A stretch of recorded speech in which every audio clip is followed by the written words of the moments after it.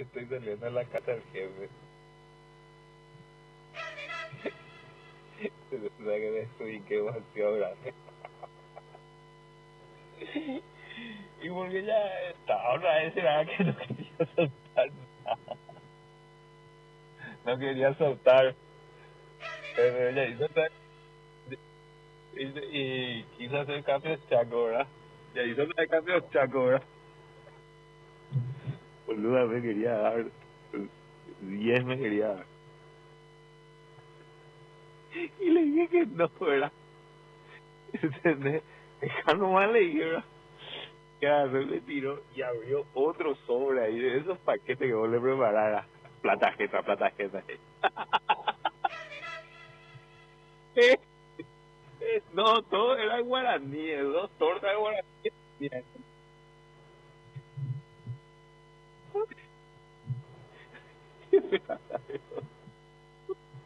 Y le saqué otro 10, ¿verdad?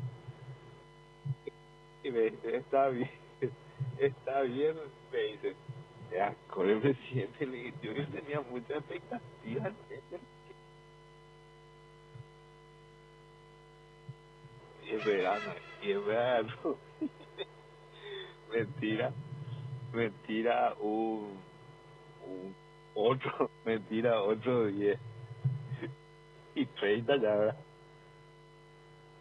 Y ahí, saca la mitad, me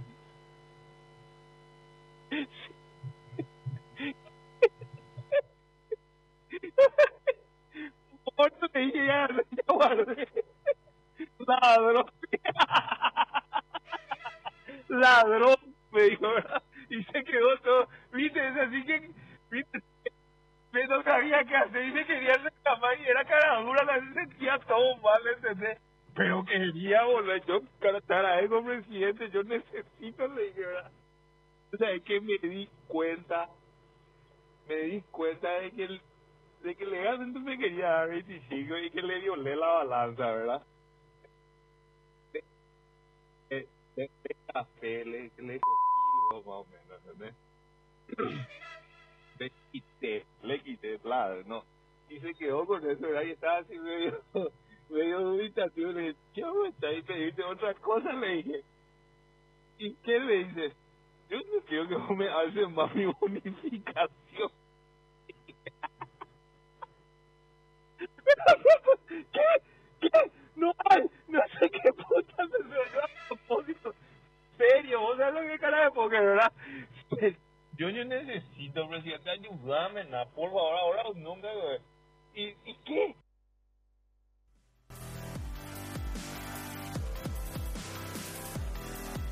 No sé si será solamente mi pregunta, quizás sea la de muchos de ustedes. ¿De qué se ríe Fernández Lippmann? Es la pregunta. De plata ajena, como se dijo ahí, del tamaño de la torta, de que por suerte eran solo guaraníes, en guaraní estaba todo lo que se estaba transaccionando. Pero la verdad es que probablemente en algunos de los casos ustedes estén siendo parte de ese tipo de transacciones y usted todavía no lo sepa, señora abogado, abogada, o simplemente es justiciable. Personas que están desde un juicio de sucesión o divorcio, como señalábamos, hasta alguna demanda con empresas internacionales. ¿Hasta dónde llega el tema de la corrupción dentro del Poder Judicial? Creemos que tenemos a una persona altamente calificada para poder hablar de eso. Nos acompaña esta noche la doctora Rocío Vallejos, ex fiscal de Delitos Económicos Anticorrupción, ex directora de Migraciones y ex directora de Aduanas. Buenas noches, doctora, ¿qué tal? ¿Cómo está? Buenas noches, Seba. Buenas noches a la audiencia. Muchas gracias por la invitación y la verdad que en vez de reír dan ganas de llorar, Seba. Es así, yo realmente no me canso de escuchar, creo que ya me he autogenerado hasta casi un morbo al escuchar estos audios, pensando en cuáles o cuántos casos estarán corriendo esa suerte en este momento. Si vemos esto, doctora, le preguntábamos en el primer bloque a la abogada Katia González, que se quedó dispersa nomás la pregunta, ¿cuánto del Poder Judicial o de los casos que están en el Poder Judicial vemos allí? ¿Es la punta del iceberg o en realidad llegamos con un torpedo a profundidad en la base como para pensar que esto pueda derrumbar toda una maquinaria de corrupción?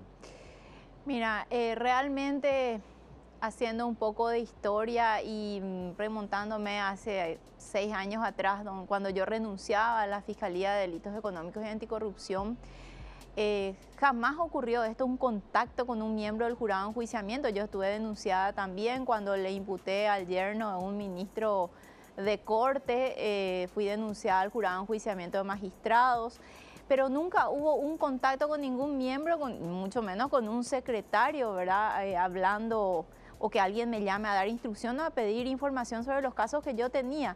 Entonces, creo que haciendo un poco de comparación en 6 años no más, que no es mucho tiempo, o tal vez es demasiado tiempo, la justicia está muy mal, Seba. O sea, la justicia... esto no lo vemos solamente a nivel de los grandes casos, escuchamos versiones que esto ocurre a nivel de cualquier caso. Y a mí me preocupa mucho y la ciudadanía debería preocuparse porque como que este es un problema que, bueno, a los que les toca nomás, a los grandes casos, a los peces gordos, solamente donde hay dinero, pero no. En estos días me contaban de un caso de una persona sin recursos donde al abogado le pedían 200.000 guaraníes para que salga el oficio que ordenaba la libertad de la persona. O sea, y le dice, pues la persona no tiene recursos y bueno, te vamos a hacer, esto se suele cobrar 400, pero vamos a cobrar 200. Es decir, esto es... O sea, está tabulado el tío encima allá, hay un precio para cada... Sí, y esto es aplicable a todas las jurisdicciones. Entonces a mí me preocupa mucho el nivel de corrupción que existe, porque las versiones o las cosas que comentan los profesionales abogados, los colegas, es a todos los niveles. O sea que si nosotros, supongamos que aparte de Fernández Lipman, otro funcionario del jurado o del Consejo de la Magistratura, quién sabe, o de la Corte Suprema, haya recibido un celular de regalo. Creo que todos los que recibieron celulares de regalo estarán temblando en este momento. Estarán mandando a verificar rápidamente. Sí, están mandando rápidamente a verificar si es que están clonados o no sus chips. Sí. Esto escucharíamos, me imagino, o no sé, en casos que involucran a narcos, en casos que involucran a contrabandistas. Hay también digo esto porque como no he escuchado nada de la Corte, lo hemos conversado aquí con el doctor Arrey y también con la doctora Katia González, no hemos escuchado nada de la Corte. O sea, quiere decir que esto se normalizó en los últimos años. Bueno, ojalá que no sea así. Yo confío que dentro de la estructura hay muchas personas que tienen miedo. En realidad, mucha gente que tiene miedo porque esta no es la única estructura de presión y de extorsión que existe. No es la única. No. O sea, definitivamente no es una sola persona, esto se sabe en el tiempo, claro. Y entonces existe mucho temor. Y en realidad yo lo que siempre sostengo es que los cambios no vienen por nuevas leyes o por modificaciones, sino que vienen por las personas que asuman el compromiso real de poder enfrentar estas estructuras y poder decir que no. Hoy estaba leyendo que el nuevo presidente del jurado está diciendo que apenas asume ya está recibiendo presiones. Bueno, que cuente a la ciudadanía. El nuevo presidente del jurado, convengamos que hace unos meses dijo que él traficaba influencia y seguiría traficando. O sea, bueno, entonces no sé cómo es presidente del jurado una persona. Partamos de eso. Es que tenemos la memoria tan corta y aparte parece que las elecciones queman todos nuestros gigas de memoria, entonces nos formatea y tenemos que empezar de cero otra vez. Yo te quiero plantear algo, Seba. Sí. Si una persona va en representación de un organismo, como es la Cámara de Senadores y Diputados, a un ente de control como el jurado de enjuiciamiento de magistrados, ¿quién los designa? Ahí está. Yo quería justamente otras personas, los otros senadores que tomaron la decisión de que este señor que hoy es objetado nuevamente vuelva al jurado de enjuiciamiento, siendo que su trayectoria ya de alguna manera hablaba de este tipo de actividades. Justamente eso te quería preguntar, Rocío, porque allí hay una cuestión, bueno, que me involucra también a mí, porque yo estuve en el Parlamento hasta el 2013. Pero como vos también señalás de que esto de 6 años a esta parte aparentemente viene agravándose o aparecen nuevos actores que en realidad no son los principales, sino que se hacen hablar, se hacen comunicar a través de secretarios o asistentes. Hay también una caída, es decir, la gente aquí, para que nos entienda, en los organismos extraconstitucionales, extrapoder del sistema judicial, Consejo de la Magistratura y jurado, hay 3 representantes de la Cámara de Senadores y 3 representantes de la Cámara de Diputados. ¿Será que guarda también relación, esa pregunta te iba a decir, con la calidad de lo que la gente elige finalmente? Y bueno, ahí está un poco el quid de la cuestión. ¿Cómo hacen para elegir a esos representantes? ¿Cuál es el criterio? ¿Cómo una persona que está con un proceso judicial puede ser el representante de la Cámara de Senadores ante el Consejo de la Magistratura, que tienen que elegir a los jueces y fiscales que probablemente continúen los casos que existen contra esa persona?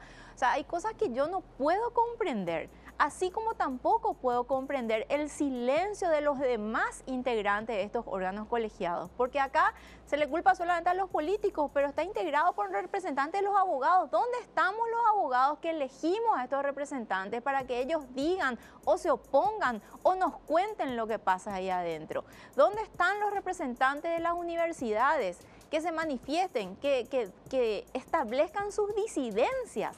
No puede ser todo por unanimidad. Si están ocurriendo estos hechos, y hay un factor muy importante que hay que tener en cuenta: el estado de zozobra en el que viven los jueces y los fiscales, que por cualquier cosa, Seba, son denunciados al jurado de enjuiciamiento magistrado.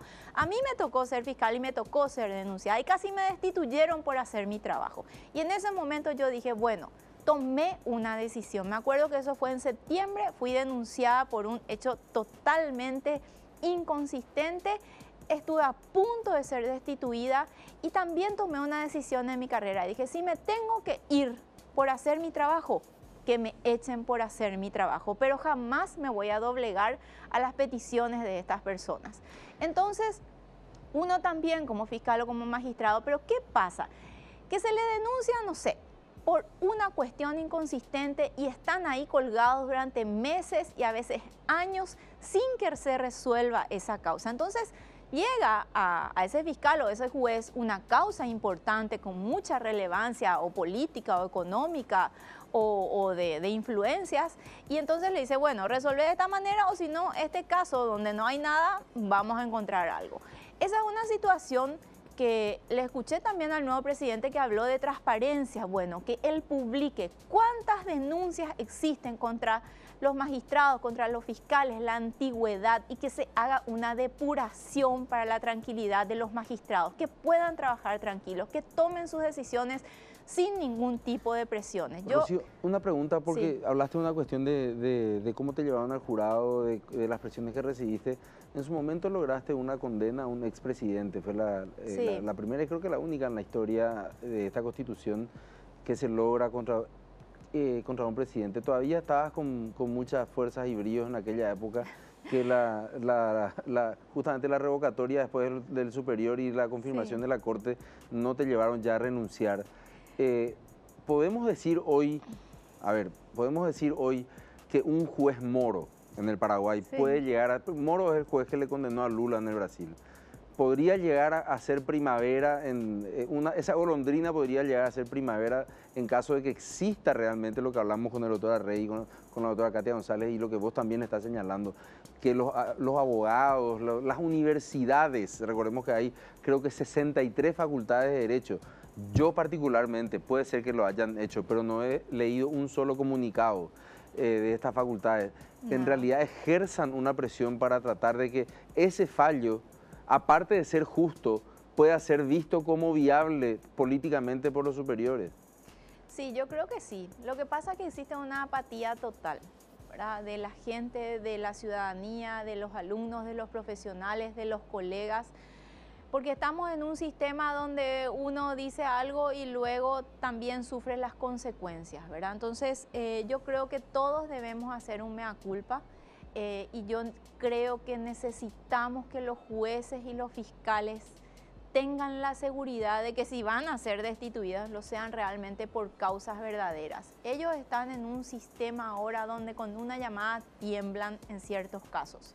Eso se debe terminar, y yo le pido al presidente del jurado de enjuiciamiento de magistrado, que prometió transparencia, que va a contar cuántos funcionarios administrativos hay, que algo importante también es saber cómo se están dilapidando los recursos públicos, porque si tenemos 1000 denuncias que están durmiendo hace 2, 3 años o meses dentro del jurado y tenés 1000 funcionarios, ¿qué es lo que hacen estos 1000 funcionarios? Que comiencen a trabajar y saquen las denuncias, Porque yo te puedo asegurar, pero que el 90% de las mismas son sin fundamentos, pero no le dejan dormir a los jueces y a los fiscales que están denunciados. ¿Por qué? Porque ellos dependen de su sueldo, porque hay muchos jueces y fiscales que son honestos, que hacen su trabajo y que por hacer su trabajo son denunciados y son apartados de las causas.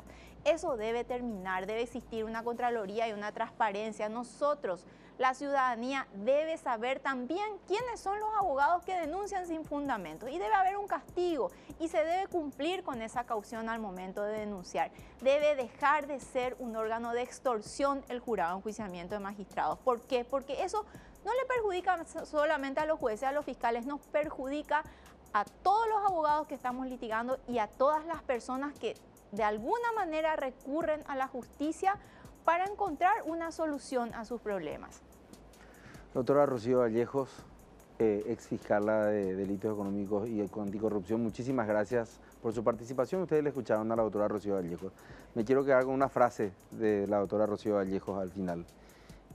El jurado de enjuiciamiento de magistrados debe dejar de ser un organismo de extorsión. ¿Cuántos jueces valientes necesitamos en una república para poder depurar el Poder Judicial? ¿Cuántos fiscales con coraje necesitamos hoy para que se tomen algunas medidas de los audios que se han hecho públicos y que podamos escarbar en aquellos que no se han hecho públicos? Porque recordemos que aquí solamente estamos hablando de una parte, quizá pequeña, pero de todas formas parcial, de lo que es el tráfico de influencias dentro del Poder Judicial. Y les quiero dejar algunas reflexiones. Dice Antonio Di Pietro, que fue el fiscal que hizo Mani Pulite, las manos limpias, el proceso de combate a la corrupción política en Italia hace 25 años, los ciudadanos deben exigir a los jueces que actúen. Y esto, señor, señora, usted que está viendo, jóvenes que están viendo esto, no le dice a los políticos, le dice los ciudadanos deben exigir a los jueces que actúen. Dice, ¿cuántos jueces deben actuar? Basta que haya un juez valiente. El hecho de decir que el sistema está corrompido, lo dice Antonio Di Pietro en una entrevista que le hizo en el mes de septiembre de este año, igual con Nadamón, el diario La Nación de Buenos Aires, dice, hay que sacudir a la sociedad. El juez tiene la posibilidad de determinar cuando un ciudadano ha transgredido las normas básicas de convivencia. Y el otro ejemplo que tenemos está muy cerca, que es el juez Sergio Moro, de Brasil, que condena a 9 años de prisión al expresidente Lula, que tiene un, no sé cuánto, pero por encima del 35% de aceptación y popularidad, aún conociéndose los casos de corrupción que salpican a todo su entorno, incluyendo a su hijo. Sergio Moro tiene 44 años.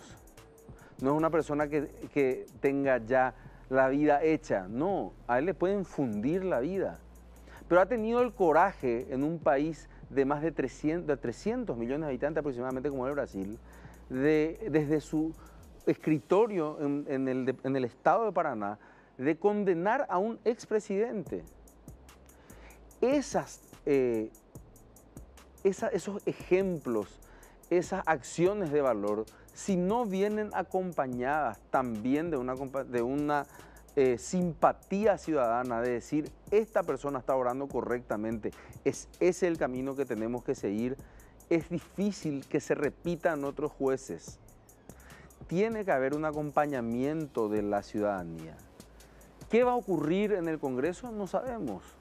Pueden expulsar al senador González Daer, pueden expulsar o no al senador González Daer. Pero ¿qué va a pasar con los próximos representantes ante el jurado del Congreso? ¿Qué pasa con los representantes del Colegio de Abogados en ambas instituciones, jurado y consejo? ¿Qué pasa con los representantes de la Corte Suprema de Justicia? ¿Dónde están las universidades? ¿Le escucharon ustedes a algún rector? Yo no lo he escuchado. Y les recomendaría que si hablaron, hablen más fuerte, porque no lo he escuchado.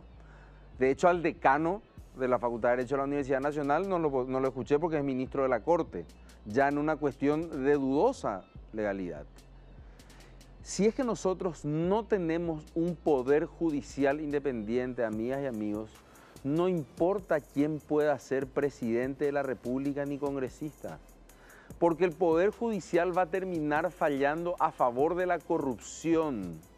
Si nosotros no saneamos nuestro sistema de justicia, no tendremos una república, porque la garantía republicana es que el único lugar donde todos somos iguales es ante la ley.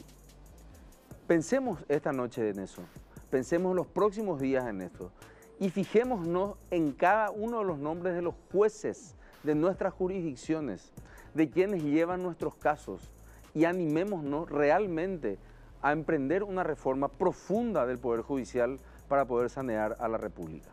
Buenas noches y muchas gracias.